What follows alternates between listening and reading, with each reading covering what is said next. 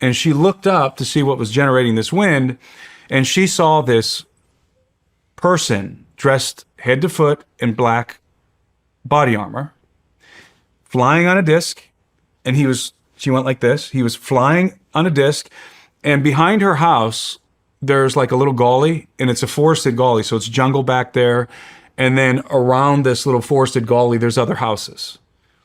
And there's a little hill that comes up to her house.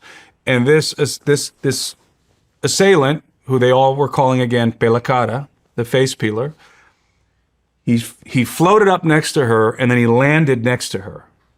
And he grabbed her from behind, he put his hand over her mouth. And then she saw another one coming behind him in the same manner, floating, like surfing up on this hoverboard, this circular platform. He floats up the hill, lands in front of her, and he grabs her legs. So now she's being held from behind by one assailant, and then her legs, the other guy has her legs.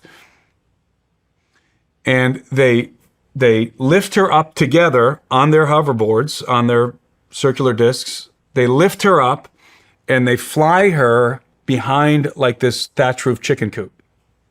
And then they land. And her mouth is covered. And then they proceed, the one who was holding her feet, he took out a powder, and then he took some sort of a solution, and he mixed it in the powder. And then he took a nasal syringe, and he sucked it up and shot it up her nose. And this made her feel sedated. And then they took out a long tube, looked like a toothpaste tube or something, and this had a cream in it, and the guy that was holding her mouth from behind, he started to smear this cream all over her face. And as he was doing it, the guy in front said, be careful, don't put too much on, don't apply too much, because you're going to ruin the flesh. That's what she said. In English? So this is the first time that now we're hearing testimony that these assailants, of these assailants speaking.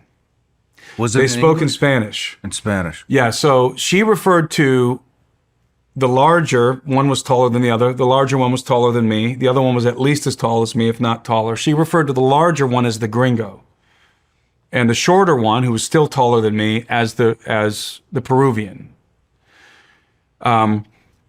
Because when they spoke, the larger one had a gringo accent, Spanish accent, and the other one sounded just like them. He sounded Peruvian, so he didn't have an accent.